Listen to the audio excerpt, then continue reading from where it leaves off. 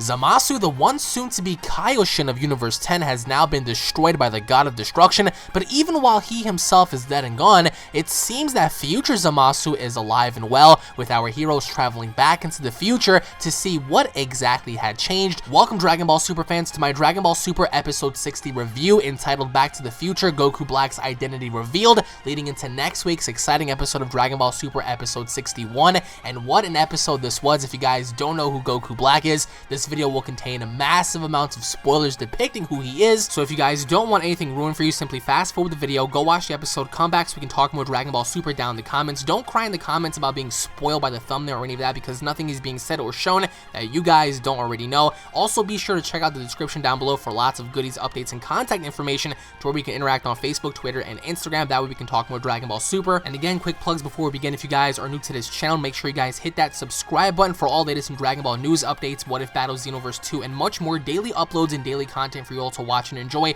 So I thank you so much for supporting the channel greatly, as I always do. Be sure to spread the word about Unreal ENT Gaming. The translations were provided by Herms98 on Twitter, just in case you guys are wondering how I was able to pick up on the dialogue prior to the subs coming out. And with that being said, on to the episode now. As noted in last week's episode, future Trunks was very concerned about the future having been changed by the hands of Beerus. Beerus having to tell Trunks that even if a god kills another god, the existence of that entity should not preside in any other timeline. But now Trunks, Goku, and Vegeta travel into the future to see firsthand if that in fact is confirmation, and it turns out that Zamasu and Black are alive and well. They've been waiting on Goku, Vegeta, and Trunks this entire time. But we start the episode off with Beerus talking to future Trunks, and future Trunks seems to be annoying Beerus, as Beerus is annoyed that Trunks does not believe his nonsensical time-changing theories, and the fact that Beerus believes that Zamasu should not exist in the future. But yet again, Trunks still has his doubts, and we also see that Trunks plans to return to the future to see if everything actually changed. But even before we get into any of that, we see a giant feast be prepared for Beerus, Whis, and everyone else. So of course, while they're all eating, they're building up their strength, and Beerus says that the soup looks like dragon vomit of some planet that he was on before.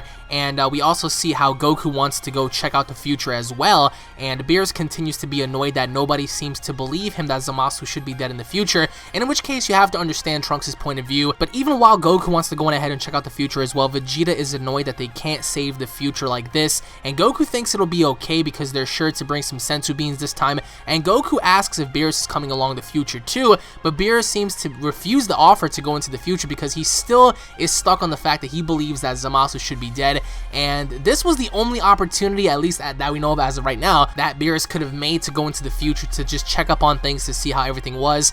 And he turned down Goku's offer on going into the future, and we see how little Trunks also wants to go into the future as well, and everyone seems to deny little Trunks' wishes of going there as well. And Kid Trunks is upset on whether future Bulma is dead or not, and future Trunks says that, you know, she should be. But even while Beerus is making his claim that Zamasu should be dead, they all want to go into the future, at least Vegeta, Goku, and Trunks, just to see for themselves. And then we see Trunks explain to Kid Trunks about parallel timelines, which should be noted that once the sub version comes out, we should be paying attention more along the lines of what is being said here, because Trunks really goes into detail about his timeline with 18 and, you know, all the evil that happened and whatnot, and, you know, Krillin's wife. So he really goes in depth with explaining how the timeline worked, and Vegeta, you know, got killed by the androids, and little Trunks begins to question Big Trunks about, you know, what androids are. And you know, we see how future Trunks is talking about 18, and he explains everything to little Trunks just so he can have a better understanding as to what's going on. So he begins to explain the parallel timelines, and they also begin to explain his timeline on how everything was peaceful at one point until Black had arrived and completely destroyed everything. So little Trunks here is getting a gist as to everything that's been going on so far, and we see a little bit of foreshadowing as well. But future Trunks also thinks that, you know, a miracle may have occurred and his future will be different now that Zamasu is gone. But again, comparing the situation that occurred with the androids, he has to know for an absolute fact by going back, and we see how Goku's tagging along, and then eventually he drags on Vegeta. Beerus completely refuses, Whis refuses, everyone else stays behind, and we see how Goku's beginning to search for the senzu beans. He's checking his pockets, and we see Bulma arrive, and she gives him the senzu beans, and Goku puts it behind him. Now he puts it behind his shirt. Now hopefully enough, this is also some sort of foreshadowing, because I don't think we've ever seen Goku put senzu beans behind him.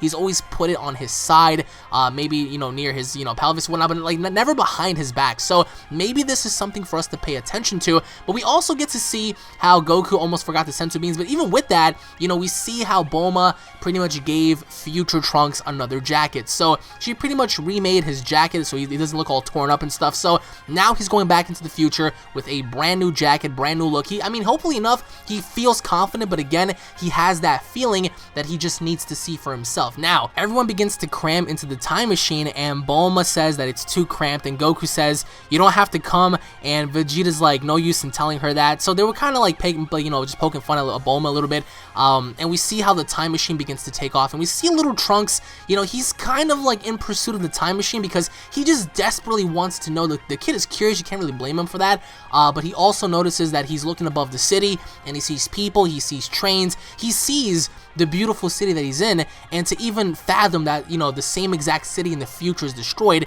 is just unbelievable to him. So we finally get to the future, and as we get to the future, we see that nothing has changed. And again, I'll explain more of that in my breakdown review alongside your comments, because there's a lot to talk about here. Now, we finally get into the future, and we see how Goku and Vegeta and Trunks are looking around, and Goku's like, well, everything just seems so gloomy, you know, so nothing really has changed, but they still want to find out if Zamasu and Black are still around at least. And we notice when they get there, Trunks is saying that nothing has changed, and Goku's all dizzy, he's out of his mind, and he falls out the time machine, and the very moment Goku thumps his butt on the ground, all of a sudden we see Zamasu and Black, and Zamasu stops pouring his tea, he looks at Black, Black looks at Zamasu, and Black smiles and he says, they're here, and with a giant grin on his face, like you guys can't deny how awesome Black is. And then we cut back to Trunks, Vegeta, and Goku, and they're all around the area, and they're talking about how the future just looks the same as it was before, and we see how something's up with but Trunks gives Bulma the time machine capsule because they go on ahead and seal it off, and Black can sense Goku and company that they have came, so we see how Trunks and everyone else is back down with the resistance, and Trunks is holding Mai, and he's noticing that things are really looking perilous here. We have a bunch of little kids down in sewers as well, so everyone is all messed up, everyone is pretty much desperate to survive, and we notice how everyone is taking refuge on the ground, and we see how, you know, Mai got hurt during a, you know, some sort of heroic act, and Trunks gives her a senzu bean, hopefully enough to wake her up, and of course with that we see how everyone's preparing to find out what the hell's been going on. But even with that being said, we see Yajirobe's there, and Bulma was so shocked to see Yajirobe because, you know, Yajirobe's like, holy shit, like, you're alive, and she's like, no, I'm past Bulma. So a whole bunch of stuff going on there until Black and Zamasu arrive. Now Vegeta was the first one to kind of pick up on Black and Zamasu, and they begin to fly away from the resistance, and we see how Trunks apologizes to everyone for using the senzu beans and whatnot, but Goku tells him don't worry about it, we have bigger issues to worry about, and we see Black and Zamasu standing there while Goku, Vegeta, and Trunks arrive. Now, Vegeta just charges at Black first because he realizes after what happened he does deserve retribution, and Vegeta is confident that things won't go Black's way this time, and we see Zamasu's like, welcome back, Saiyans, and we see Black say, thanks to you, I've grown even stronger again. So Black has gotten even stronger than he was before. So that just goes to show that his improvements are nearly limitless here, because we see that, you know, he's not really bound by anything really.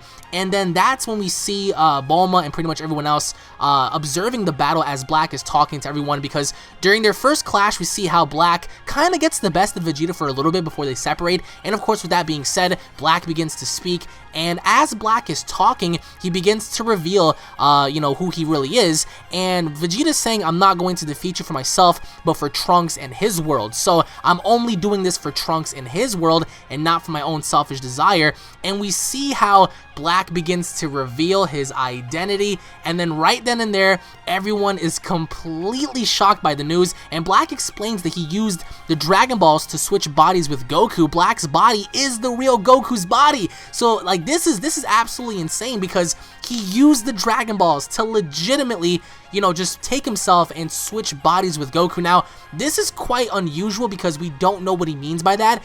Did he take a dead Goku's body? Like, what exactly did he do is unknown, but in fact, what he did was he used the Dragon Balls to switch bodies with Goku. So, and then we see the brand new ending of Dragon Ball Super, the brand new ending theme song and stuff. So, right towards the very end is when things are going to get really crazy. I'll talk more of the breakdown in the preview of my next video. What are your overall thoughts on the episode entirely? I mean, like, thus far, up until the very end, it was nothing but build-up because now we have Trunks and Vegeta going to fight. But let me know your overall thoughts down in the comment section below as to Black switching bodies by using the Dragon Balls, and Vegeta and Black kind of being even in a way, but still, even with that being said, Black has grown tremendously in terms of power, and we see how him and Zamasu towards the very end are going to be fighting everyone. And again, I think next week's episode is going to be monumental, and we see towards the preview, we see how things are getting really crazy. We see how Zamasu grabbed Goasu's earring and stuff. It's pretty insane stuff. But let me know what you guys think down in the comment section below about the overall episode. Did you guys like it? Did you guys hate it? Let me know what you guys think. Thank you all for watching. Once again, tune in for the next episode, and I'll be seeing each and every single one of you guys in the upcoming breakdown. Take it easy, guys. Peace.